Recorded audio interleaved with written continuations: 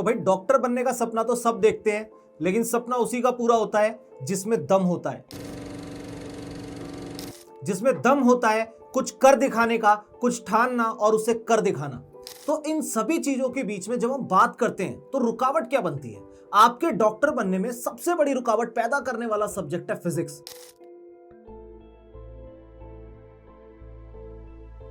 और आप उससे घबरा जाते हो और आप करते क्या है, आपको पता है आपकी सबसे बड़ी मिस्टेक क्या है कि आप फिजिक्स को उठाकर ऐसे साइड कर देते हैं और ध्यान देते हैं केमिस्ट्री और बायो पे। मैं ये नहीं कह रहा कि आप केमिस्ट्री और बायो को छोड़ दें और फिजिक्स पे पूरा फोकस लगाएं, नहीं, लेकिन मैं ये कहना चाहता हूं कि फिजिक्स से घबराओ मत। बहुत सारे ऐसे रास्ते हैं, बहुत सारे आसान रास्ते हैं जिसके बिहाफ पर अगर आप लोग थोड़ी सी प्रैक्टिस करेंगे और चलेंगे तो मैं यकीनन कह सकता हूं कि फिजिक्स जो अब तक आपका सबसे टफ हुआ करता था, आज के टाइम पर आपको सबसे इजी लगेगा और आपके सिलेक्शन में सबसे बड़ा रोल प्ले करेगा। जैसा कि आप जानते हैं कि पेपर का लेवल हर साल इंक्रीज हो रहा है, कुछ ना कुछ आपको नया देखने को मिलता है।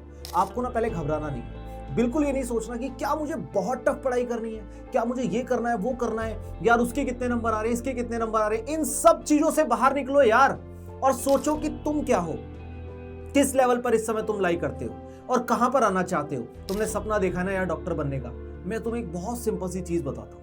जब आप लोग डॉक्टर बन जाएंगे, आप ऐसा माने कि आप डॉक्टर बन गए। डॉक्टर बनने के बाद जब आप अपने केबिन में होंगे और एक पेशेंट आएगा और उसकी पूरी फैमिली होगी और वो बोलेगी कि अंदर एक डॉक्टर है जो ठीक कर देगा मेरे पेशेंट को, बिल्कुल परफेक्ट कर देगा, और सोचो कितनी उम्मीद से वो लोग बाहर खड़े होंगे। और जिम्मेदारी किसके ऊपर? आप लोगों के ऊपर। और आप इस समय पर क्या कर रहे हो? भाग रहे हो। यार पढ़ाई से भागना कोई सॉल्यूशन है? नहीं, हमें चाहिए उसके लिए सही स्ट्रेटेजी, हौसले बुलंद होने चाहिए और काम हो जाए।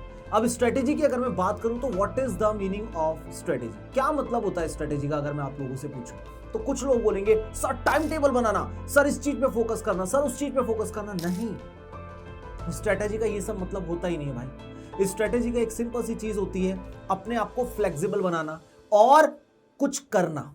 मेरा मतलब है कुछ करना। कुछ करने से क्या मतलब है? आपको लगता होगा कि आपका दिन ना मॉर्निंग में स्टार्ट हो रहा है, लेकिन ऐसा नहीं है। आपका दिन स्टार्ट रात में ही हो जाता है। आप लोगों को क्या करना है, मैं कुछ सिंपल सी चीजें आपको बताता हूं, उसे फोकस करना, आपकी फिजिक्स बढ़िया हो जाएगी। अब आपको करना क्या है वो देखिए। सबसे पहले आपको ये पहचानना है कि आपके पास 11th और 12th को मिलाकर के कितने चैप्टर हैं, वो पता होना चाहिए। 14 11th में और 14 हमारे पास 12th में। फिर आपको देखना है कि कुछ चैप्टर तो ऐसे होंगे जो आसान है, या फिर कुछ चैप्टर ऐसे होंगे जिनमें आपकी स्ट्रेंथ या फिर आपकी पकड़ बहुत अच्छी है। उनके ना नाम लिखो। आपको क्या करना है, इजी चैप्टर और टफ चैप्टर, उनके नाम लिखो। अब ये मत सोचना कि सर इजी में तो मैं 3-4 ही लिख पाया, मेरे लिए तो सारे के सारे टफ हो गए। उससे घबराना नहीं। आपको सिर्फ लिस्ट बनानी है। आपको ऐसे दो पैरेलल लिस्ट बनानी है और एक में आपको इजी लिखना है और एक में आपको टफ लिखना है। इतना करने के बाद आपको अपने इजी वाले पर वर्क करना शुरू करना है सबसे पहले, क्योंकि जो इजी पोर्शन है ना, अगर आपने उस पर पकड़ बना ली तो आपका मन करेगा फिजिक्स को करने का। पहला रूल तो यही कहता है, समझ में आया? और फिर धीरे धीरे धीरे धीरे अपने आप को टफ पोर्शन की तरफ लेकर जाना है और फिजिक्स को डेली हाथ लगाना है। ऐसा नहीं कि आप बिना अनटच करे उसे, मतलब ऐसे एज इट इज रख दिया, आपने उठाया और साइड में रख दिया, ये सब नहीं चलेगा। आपको फोकस करना है, पढ़ना है। और स्ट्रेटेजी में क्या होगा मैं बताता हूं। सबसे पहले आपने क्या करा, लिस्ट बनाई, 2 कॉलम आपने बनाए, एक बनाया इजी का, एक बनाया टफ का। इजी जो आपके लिए इजी है और टफ जो आपको लगता है कि टफ है। ये दोनों कॉलम बनाने के बाद आपको सबसे पहले काम करना है अपने इजी पोर्शन पर, क्योंकि जो हमारा परफेक्ट पॉइंट है ना, वो हमारा स्ट्रांग होना चाहिए और उसमें से कोई नंबर हमारे डिडक्ट नहीं होने चाहिए। पहली चीज समझ में आ गई। और हार्ड वाले पोर्शन को डिवाइड कर दो और डिवाइड करने के साथ साथ डेली उस पर काम करना शुरू करो। अब दूसरी चीज आती है कि फिजिक्स को प्रैक्टिस कैसे किया जाए। फिजिक्स को प्रैक्टिस करने का बड़ा सिंपल तरीका है। मान लेते हैं आज आपने यूनिट एंड डायमेंशन पढ़ा। यूनिट एंड डायमेंशन से मैक्सिमम आपको 1 या 2 क्वेश्चन देखने को मिलते हैं। अब आप क्या करें, आपने कोई भी एक टॉपिक पढ़ा, मान लेते हैं आपने डायमेंशन फॉर्मूला पढ़ा या फिर डायमेंशन एनालिसिस पढ़ा। अब आप क्या करें, फटाफट से टॉपिक उठाएं वो वाला, उसे रिवाइज करें। रिवाइज करने के बाद तुरंत क्वेश्चन उठाएं और क्वेश्चन सारे डायमेंशन फॉर्मूला या डायमेंशन एनालिसिस के ही होने चाहिए। यानी कि जिस दिन आपने जो भी टॉपिक पढ़ा है उस दिन उस टॉपिक के क्वेश्चन आपको खत्म करने हैं बाय हुक और बाय क्रूक, कैसे भी करके। समझ आया? अब होगा क्या, मानते हैं आपने 50 क्वेश्चन उठाए, 50 क्वेश्चन में से आपसे 25 ठीक हुए, 25 गलत हुए, तो आपको ना घबराना नहीं है। ये नहीं सोचना कि आपने 25 गलत कर दिए या आपकी 50% एक्यूरेसी आ रही है। अभी इन सब चीजों पे ध्यान देने का समय नहीं। आप क्या करेंगे, आपके जो सही क्वेश्चन है उन्हें साइड करो और जो गलत क्वेश्चन है उन पे फोकस करो कि वो गलत क्यों है। पॉइंट करो उन चीजों को कि क्या ऐसे पॉइंट है जिनसे आप उन क्वेश्चन को ठीक कर सकते हो। एक शीट बनाओ और उस पर नोट डाउन करना शुरू करो कि मैं ये वाली गलती ना करता तो मेरा ये क्वेश्चन ठीक हो जाता। अब होगा क्या, जब भी आपको रिवाइज करना है तो आपको ना सारे क्वेश्चन करने की जरूरत नहीं है। जो भी क्वेश्चन आपकी गलत हुए उन पर फोकस करो। गलत क्वेश्चन को उठाओ, वापस से सॉल्व करना शुरू करो, और जो आपने शीट में अपने इंपॉर्टेंट पॉइंट लिखे थे उन पे फोकस करके पढ़ना शुरू करो। देखना आपके अंदर एक्यूरेसी कैसे नहीं आती। यार कोई फिजिक्स को लेकर पैदा थोड़ी हुआ, या ऐसा थोड़ी कि मुझे फिजिक्स बचपन से आती थी, नहीं। इंटरेस्ट क्रिएट होता है, और इंटरेस्ट क्रिएट करने के लिए सबसे ज्यादा जरूरी होती है सही आपके लिए टेक्निक और सही आपको एक मेंटोर। और याद रखना, आपकी पूरी नीट की जर्नी में आपका हाथ पकड़ के आपको लेके जाऊंगा आपके ड्रीम की तरफ, ये मेरा प्रॉमिस है आपसे, पक्की बात। और याद रखना, जो ड्रीम अब आपका है वो सिर्फ आपका नहीं है, वो ड्रीम मेरा है। मैं उसे कैसे भी करके पूरा करवाऊंगा, और जो फिजिक्स का डर है ना आपके अंदर, ऐसे निकाल के फेंक दूंगा, पक्की बात। आपको सिर्फ फोकस करना है, जो भी चीज बोलूं उसे फोकस करना है। तो 2 पॉइंट समझ में आए। नंबर 1 पॉइंट क्या था, रिवाइज करते हैं। नंबर 1 पॉइंट हमारा क्या था, हमें लिस्ट बनानी है इजी और टफ की, ठीक है। और इजी वाले पोर्शन पर पहले काम करना शुरू करना है, और टफ वाले पोर्शन को डेली डिवाइड करना कि मैं डेली 2 घंटा या 3 घंटा मुझे देना ही देना है, कुछ भी हो जाए चाहे। पहली चीज डन। दूसरी चीज हमने बोला कि कैसे भी करके टॉपिक वाइज क्वेश्चन करने। जब हम लोग टॉपिक वाइज क्वेश्चंस को करेंगे ना, तो क्या होगा, हमें पता चलेगा कि हमारे कौन से क्वेश्चन सही हैं, कौन से गलत हैं, और जो क्वेश्चन गलत हैं उन्हें मार्क करके एक शीट पर लिखो कि मुझसे क्या गलती हुई, मैं ऐसा क्या और करता कि क्वेश्चन ठीक हो जाते। इतना सा काम करना है, ठीक है। और नंबर 3, अपने आप को फ्लेक्सिबल बनाओ। ना what is the meaning of flexibility?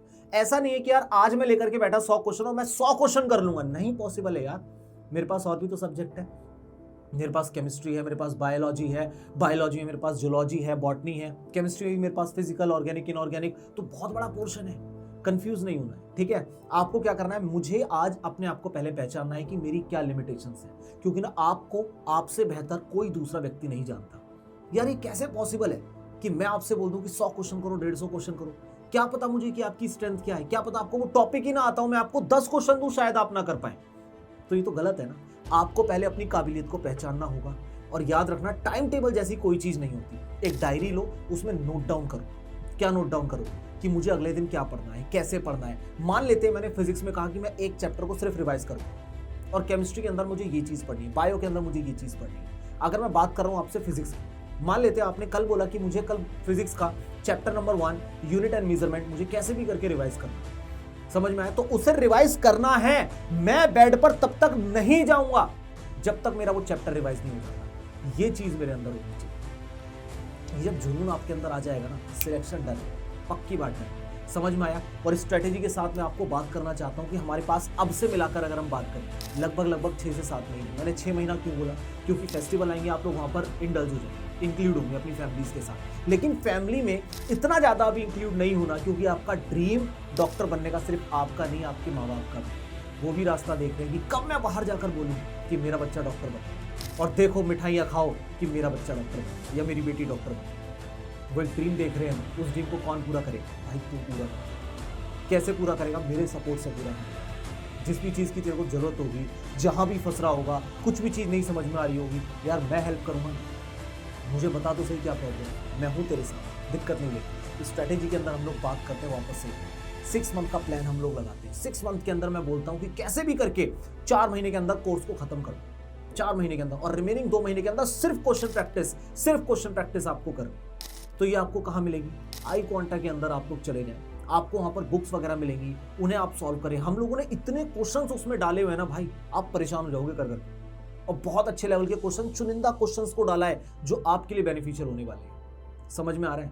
Planning बनाओ, अपने आप को इंक्लूड करो, कैसे आपको आगे की तरफ प्लान करके चलना है, और इसमें यहां बिठा लो कि डॉक्टर बन के रहूंगा, चाहे कुछ भी हो जाए।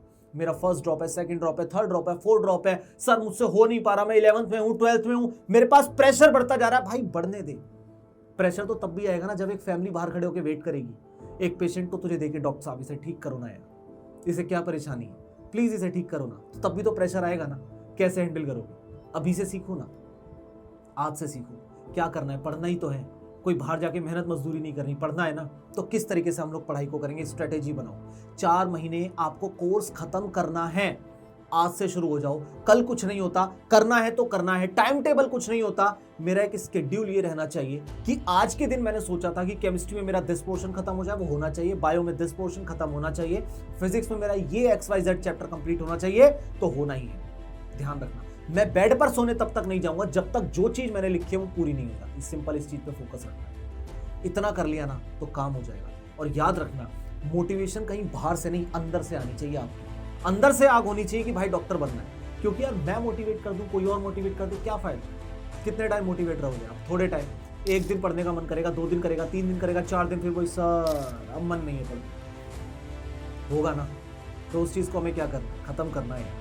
अपने अंदर से उस आग को जगाओ ना। क्यों स्टार्ट किया था डॉक्टर बनने के लिए, उस चीज को बाहर लेके आओ ना।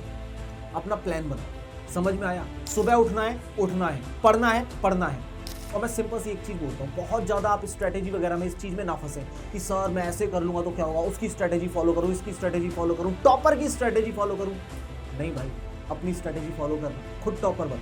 मैं सपोर्ट करूंगा टॉपर बनने में तेरा, ध्यान रखो। इजी और टफ बनाओ। सबसे पहले इजी पे काम करो और टफ को डिवाइड कर दो। जो भी आपको लगता है जो आपके लिए टफ है उसे डिवाइड करो। डिवाइड करने के साथ साथ आप लोग ये देखो कि टॉपिक वाइज क्वेश्चन होना चाहिए और उसमें से कौन से क्वेश्चन गलत हो रहे हैं उनकी लिस्ट बनाओ। उनके बारे में लिखो कि आज मुझसे जो 25 क्वेश्चन गलत हुए हैं उनके बारे में मैंने क्या स्टडी करी कि वो क्वेश्चन ऐसे ऐसे ठीक हो सकते थे, और कुछ करना ही नहीं, सिर्फ उन क्वेश्चन पे फोकस करना है। सिलेक्शन तुम्हारा। और याद रखना, डॉक्टर बन के रहे।